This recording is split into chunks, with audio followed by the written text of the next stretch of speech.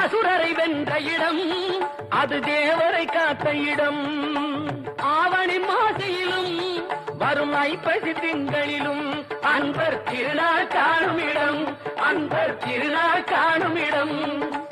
அசுரரை வென்ற இடம் அது தேவரை காத்த இடம்.